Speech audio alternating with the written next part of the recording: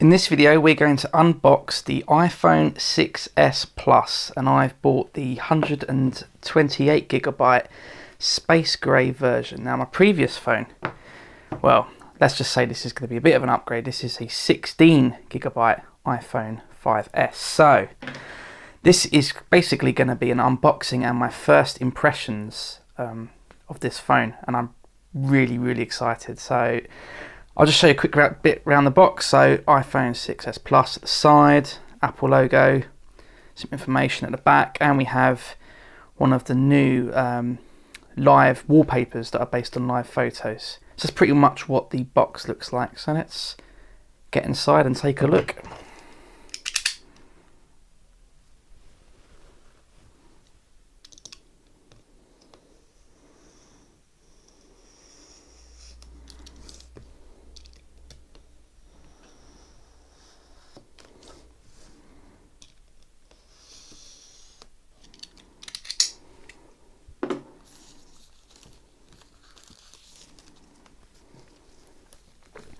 So I like to keep the cellophane on the box just to keep that clean in case I ever want to sell it, but it's going to be a long time before I sell this. Now let's get this open. Wow. Oh wow, I'm really excited by this. This is amazing. Let's have a look at this phone. This is actually, you know what, I've been reading a lot of things about this phone being heavier than the iPhone 6 Plus. I mean, in terms of weight, do you know what? There's not a lot in it. There's not a lot between this and my 5S. You can definitely feel it's a bit heavier, but that's comfortably light. Wow. Okay, I'm going to put that down to one side a second. Let's see what else we have in the box. It's pretty standard fare nowadays. The usual things we're probably going to have in here. This to open the SIM card tray. There are some instructions, and we also have the Apple stickers as you usually get, and inside we have Apple EarPods, lightning cable, and because I'm in the UK, 3-pin adapter. Right, that stuff's boring. I don't want to look at that. I want to look at this. Wow, okay, let's get the cellophane off. Listen to that sound. Oh, I'm very excited by this. Right, here we go. Cool. This is very nice. So let's just take a look around the phone. It's obviously going to be exactly the same as the original 6 Plus. Power button at the side.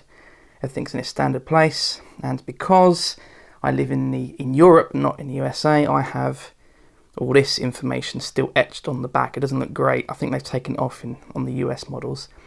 So let's turn it on, see what happens.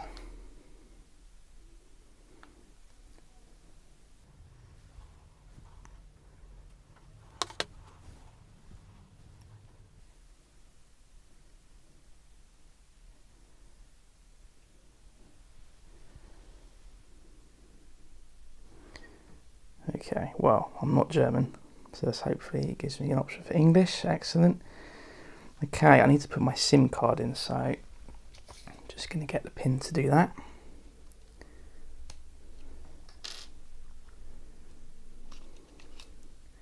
Let's just get my SIM card. Which way around? Can't even remember.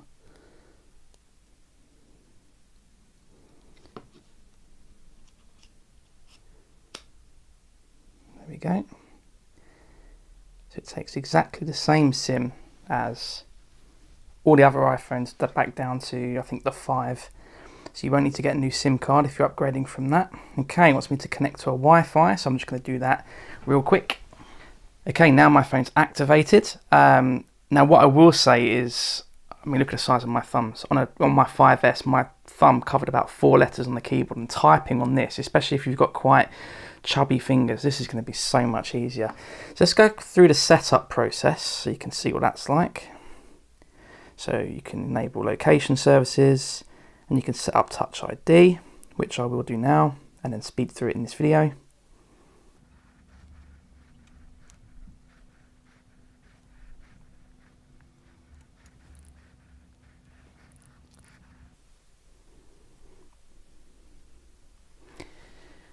Okay, now it's asking if I want to restore from an iTunes or iCloud backup or set up as a new phone. Now I'm going to restore it from an iTunes backup, and here's why. If you are upgrading your iPhone and there's certain information you want to transfer across, i.e. health kit data, then what you need to do is use iTunes to create an encrypted backup of your old phone, so it will definitely transfer onto this new phone. If you try and use iCloud backup, then that won't transfer. So there's just a little tip when you do upgrade your phone. That's what you need to do. So I'm going to do that now, and then I'll just come back with my first impressions. Okay, so I've finished the setup process, and now what I'll do is just go through my first impressions of the phone. Now, as I was setting it up, it asked me to set up Touch ID, and I'm going to show you just how quick it is. My mind is blown as to how good Touch ID is. So I'm going to clock the phone, right? Definitely off. What I'm going to do with my thumb is press the button. That's it. You don't need to keep your thumb there for a second. You just press it and that's it. And to even prove to you, I have got a passcode lock on this. I'm going to use this finger, which I haven't set up. It just says try again. That is amazing. Look at this. Press it. Boom. And we're done. I mean, wow. That is quick. And that's going to make Apple Pay really, really effective to use and really quick and convenient. Wow, that's amazing. Okay, so I've never had a phone that operates in landscape mode, so that's pretty cool. Just to let you know that the restoring from iTunes just takes a few minutes to do, and it's really simple, and it worked really effectively to the point where it's put all of my apps back on. Even to the point where all the apps I had open on my other phone were loaded up straight away. So that was pretty amazing. It's just like your old phone, but on your new phone. It's great. So obviously, I just want to take a quick look at a couple of features.